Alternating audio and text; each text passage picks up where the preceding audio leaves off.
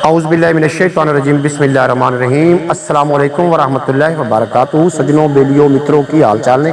मैं तुहाडा दोस्त मुहम्मद अली खिज़र, तुसीं वेखदे पियो अपना चैनल पंजाबी वसेब।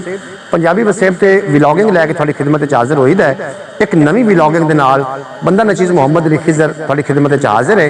एक दरबारे आलिया हज़रत बाबा आखन शाह साहब सरकार रहमतुल्लाह अलैह, जिहड़ा कि बहुत ही मशहूर मरूफ बजुर्ग ने, और इन्होंने बजुर्गों के बारे असी मालूमात लवन वास्ते इत्थे पहुँचे।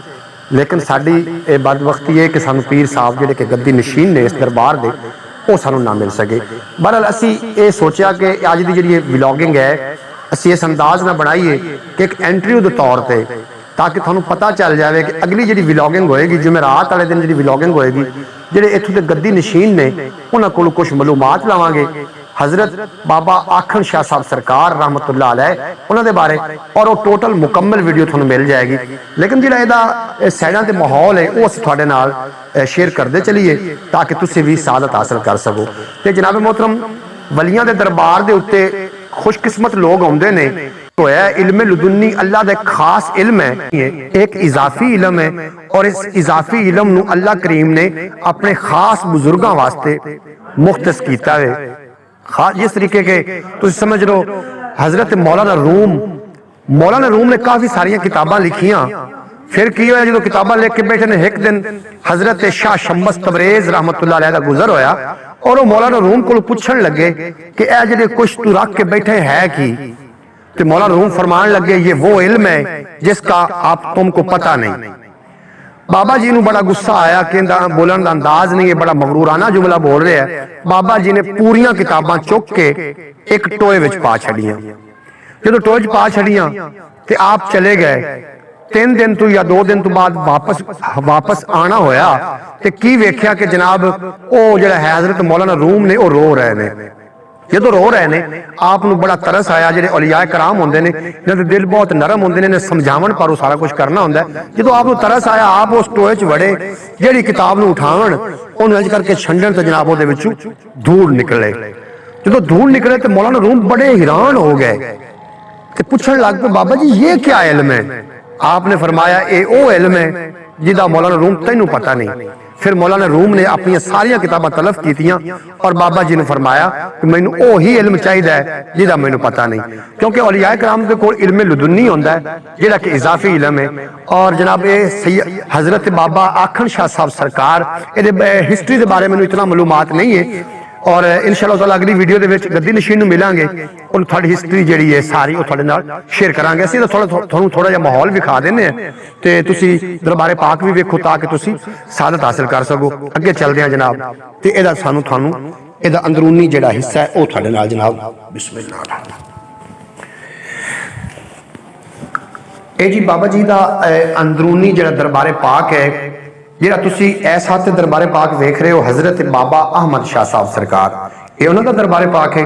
और जिहड़ा इस साइड से तुम दरबार नजर आ रहा है, ये हजरत आखन शाह साहब सरकार का दरबारे पाक है। और आखन शाह साहब सरकार मौजूद ऐसिया कोई करामातां ने जिहड़ियां कि थोड़े नाल अगर शेयर कीतियां जावन ते पहले तो कुछ लोग ऐसे ने कि जिहड़े इस गल नूं दा इतराफ नहीं करनगे, मनणगे नहीं। लेकिन ये पूरा इलाका बल्कि पूरा पंजाब इस दरबार तो वाकिफ है। जदों भी किसी की कोई चोरी वगैरह होंदी है और जिहड़ा चोर होंदा है उन्होंने कह दिता जाता है कि बाबा आखन शाह साहब सरकार की सानू कसम दे दे भी तू चोरी नहीं की, असीं जनाब तेन चोरी छड़ देंगे। वो पहले ही चोरी मान जाता है अगर वो चोर होवे तां, क्योंकि इन्होंने फौरी तौर पर इन्हों की जिहड़ी है करामत वो जाहिर होनी होंदी है और चोर नूं सजा मिलती। ये वो दरबार है। अगे चलते हैं, इहदा जिहड़ा बाकी दा अहाता है वो चेक करते हैं, और वो अहाता चेक करने तो बाद कब्रस्तान वेखने कितना कदीम है। तो जनाब तुसीं साडे नाल रहना, वीडियो नूं बिल्कुल स्किप नहीं करना, वीडियो एंड तक वेखना ताकि सारा नज़ारा तुहाडे नाल शेयर किया जा सके। अगे चलते हैं। अच्छा जनाब, मैं अभी एक तख्ती लगी हुई है, तो तख्ती उत्ते लिखा होया जनाब मौजा दुखड़ा, जिला पाक पतन शरीफ। मौजा दुखड़ा सिकंदर चौक तो बिल्कुल करीब तरीन है, और सहीवाल तो सिकंदर चौक गालबन कितने किलोमीटर है कोई पक्की गल नहीं है, गालबन कोई 20 तो 22 किलोमीटर है। और सिकंदर चौक के नाल ही दरबारे पाक है। इहदा इहाता है जिहड़ा तुसीं वेख रहे हो और असी जनाब इत्थे इंशाअल्लाह ताला अगली दफा जो आवांगे जमेरात नूं इत्थे काफ़ी लोग आउंदे ने दरबारे पाक तो सादत हासिल करन। पर एक मैनूं शेर भी याद आ रहा है, शामिल करदा चला कि वलियां वाल जो रस्ते जांदे उधर नहीं बदबख्ते जांदे, पर वलियां दे दरवाजे उत्ते 100 दे कातिल बख्शे जांदे। पर एक गल दा ख्याल रखी कि रेत दी कंध ते छत ना रखी ते दो बेड़ियां ते लत ना रखी, पर वलियां नाल तू मत्था ला के नंगी तार ते हथ ना रखी। आओ जनाब इहदा बाकी दा इहाता वेखने हैं कि जिहड़ा बाकी दा इहाता है वो किस तरीके दा है। ये बड़ा कदीम दरबार है सिखां दे वेले दा। जिहड़े इत्थों दे गद्दी नशीन ने वो वट्टू बरादरी है और वट्टू बरादरी कोल बाबा जी तशरीफ लैके आए सी और इत्थे कुछ अरसा रुके और रुकन तो बाद जनाब फिर इत्थे इन्हां दा दफीन हो गया, इत्थे दफन हो गए। अगे चलदे हैं जनाब, मेरे नाल ही रहना, वीडियो नूं बिल्कुल स्किप नहीं करना। ये जिहड़े तुसीं ए माहौल वेख रहे हो ऐसा जो नजर आ रहा है ये जनाब असल में कुछ जिन्हों दी मनतां पूरियां होंदियां ने, ये वो मनतां वाले लोग ने। तुहानूं मैं पहले दस चुका कि कुछ लोग इस ते इतराज करनगे और कुछ लोग ये भी कह देंगे कि जनाब कबर की पूजा करने वाले ने। ये हरगज नहीं जे, इबादत सिर्फ खुदा दी है और खुदा जिन्हें इज्जत दिवावे उन्होंने इज्जत भी होंदी है। ਜਿਹੜੇ वली अल्लाह होंदे ने इन्हां कोल इल्मे लुदुन्नी होंदा है और इल्मे लुदुन्नी उन्होंने बोलते हैं जिहड़ा वलीए कामिल कोई नजर करे तो दिल दा बर्तन सीधा हो जाए। ये किसी वली दा ही काम हो सकता है तो वली दी वजह तो ही दीन दा जनाब काम होया और दीन जोरो शोर नाल इस दुनिया उत्ते फैलिया। अगे चलते हैं, कब्रस्तान का जरा नज़ारा करिए कि कब्रस्तान कितना कदीम है। और इस कब्रस्तान के अंदर जो सानू मिलणगे गद्दी नशीन मिलणगे,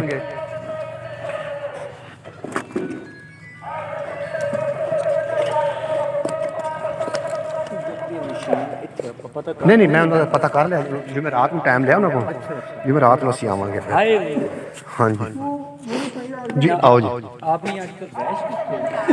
यूसुफ वाले ए जनाब जो थानू सामने नज़र आ रहा है घर नज़र आ रहा है ये गद्दी नशीन है और वो अपने एक काम में मसरूफ रहता। असां भी फिर समझिया कि असं उन्होंने डिस्टर्ब ना करिए, जुमेरात का टाइम लै लिया कि जुमेरात में असीं जनाब मिलांगे।